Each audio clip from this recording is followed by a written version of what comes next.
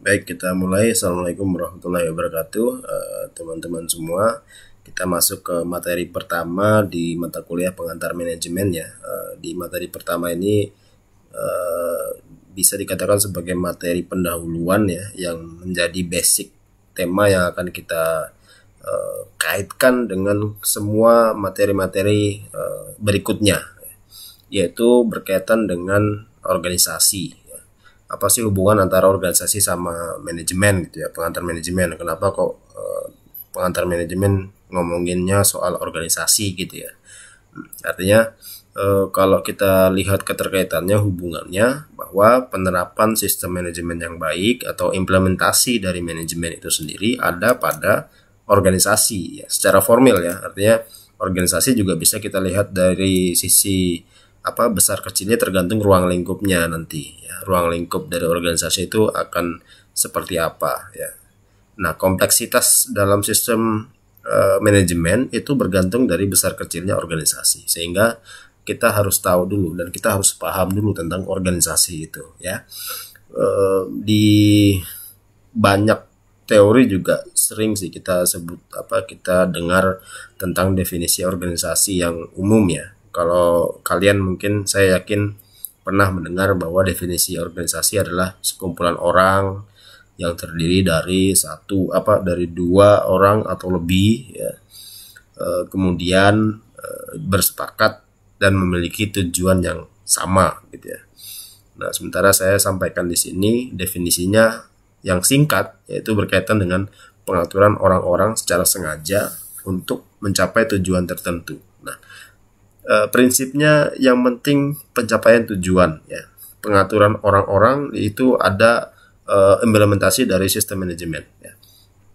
Nah, kemudian berkaitan dengan tujuan, otomatis ketika kita membentuk sebuah organisasi tentu didasarkan atas tujuan ya.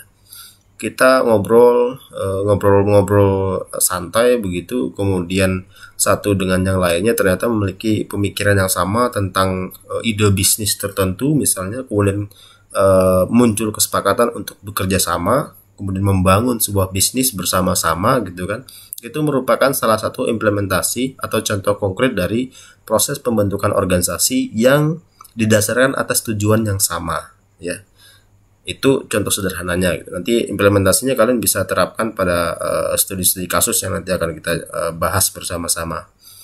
Kemudian berikutnya tentang karakteristik organisasi ya. Karakteristik organisasi yang pertama, organisasi itu pasti punya tujuan, tadi yang sudah tersirat dalam pengertiannya ya.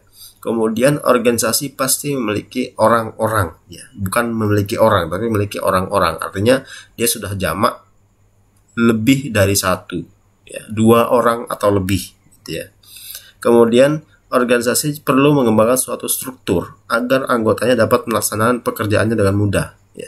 Kata kuncinya adalah struktur. Ada tujuannya, ada orangnya, kemudian terbentuk strukturnya mulai dari pimpinan sampai level yang paling rendah, misalnya tergantung dari kompleksitas organisasi itu sendiri. Kemudian ada sistem dan prosedur ya. Nah, sistem dan prosedur ini adalah wujud konkret dari penerapan manajemen ya. Manajemen sebagai sebuah fungsi, dia melebur dalam sistem dan prosedur dalam setiap atau masing-masing organisasi ya. Jadi prinsipnya seperti itu. Ada tujuan, ada orang, ada strukturnya, ada sistem dan prosedur ya. Itu merupakan karakteristik organisasi yang secara sederhana saya bisa simpulkan bahwa ketika salah satu dari keempat karakteristik ini tidak ada, maka belum bisa dikatakan sebagai sebuah organisasi ya.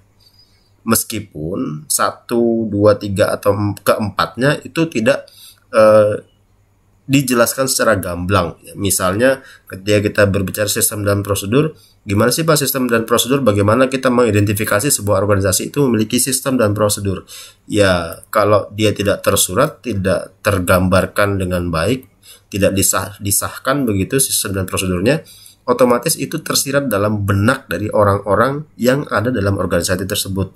Jadi tidak bisa kita misalnya pada organisasi yang sederhana yang tingkat kompleksitasnya juga masih rendah, mungkin sistem dan prosedurnya hanya ada di kepalanya mereka gitu, kepala pimpinannya. Saya harus seperti ini untuk mengelola atau meng-create organisasi dengan baik dan benar, tapi tidak kemudian dituangkan dalam sebuah draft dokumen tentang sistem dan prosedur tersebut. Ya. Nah, itu juga masih bisa dikategorikan sebagai organisasi ya.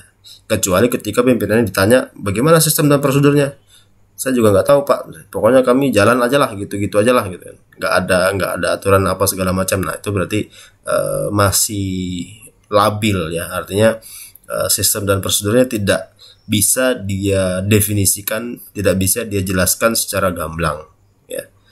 Kalau tujuannya pasti ya, kalau tujuan orang pun ditanya, siapapun ketika ditanya tujuan hidupnya apa, tujuan kamu bentuk organisasi ini apa, gampang sekali untuk menjawab. Dan kalau apalagi orang-orangnya gitu, orang-orangnya pasti ada gitu, strukturnya dia bisa jelaskan gitu. Tapi kalau sistem dan prosedur, ketika dia ditanya masih pada level yang masih ngambang gitu, belum bisa menjelaskan dengan baik, ya otomatis karakteristik organisasinya ada yang cacat dan belum bisa kita kategorikan sebagai sebuah organisasi ya. Kemudian ini kita jelaskan di sini. Ini hanya gambar ilustrasinya saja sebagai pengingat kita.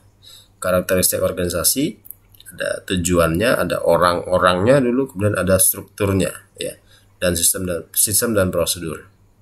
Kemudian yang berikutnya, dalam organisasi itu ada prinsip ya. Ini saya katakan sebagai prinsip. Prinsip ini juga yang akan melekat di kita ya, mulai dari sekarang sampai nanti pada mata kuliah yang akan datang tentang efektivitas dan efisiensi dalam organisasi ya. Semua individu, semua organisasi pasti harus menerapkan prinsip efektivitas dan efisiensi kalau mau mendapatkan hasil yang optimal ya. Implementasinya bisa dalam hal apapun ya. Efektif itu berkaitan dengan kemampuan organisasi dalam mencapai sasaran yang telah ditetapkan secara tepat. Ya. Kemudian di sini ada narasi melakukan sesuatu dengan benar. Dengan benar itu artinya apa? Ya, kita menerapkannya sesuai dengan standar-standar baku yang sudah diterapkan dan atau selama tidak melanggar etik. Ya, etikanya yang bisa dari sisi keagamaan, bisa dari norma hukum dan lain sebagainya gitu kan.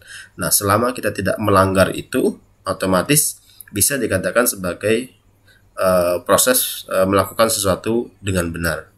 Kemudian yang berikutnya ada prinsip efisiensi, efisien gitu, yang berkaitan dengan kemampuan organisasi dalam menggunakan sumber daya dengan benar dan tidak ada pemborosan. Ya.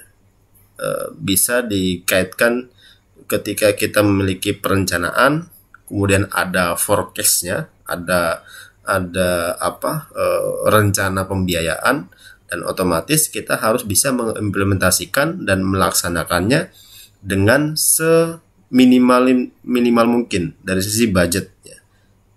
Ketika kita berbicara keuangan ya budget secara finansial, ketika kita berbicara effortnya, otomatis kita akan berkaitan sama sumber daya yang lain gitu ya, sumber daya manusianya gitu kan, bagaimana mengefektifkan orang-orang yang ada dalam organisasi kita gitu kan, mengoptimalkan sumber dayanya gitu kan, berkaitan dengan kompetensinya agar bisa melaksanakan proses pencapaian tujuan dengan efisien ya, tidak memerlukan banyak biaya, tidak memerlukan banyak usaha supaya imbas biayanya tidak terlalu tinggi gitu ya.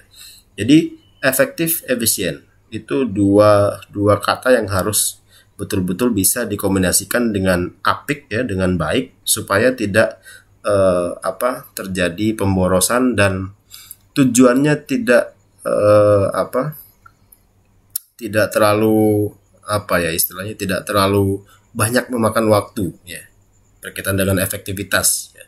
Efektif, tepat waktu, efisien dalam hal penggunaan sumber daya ya.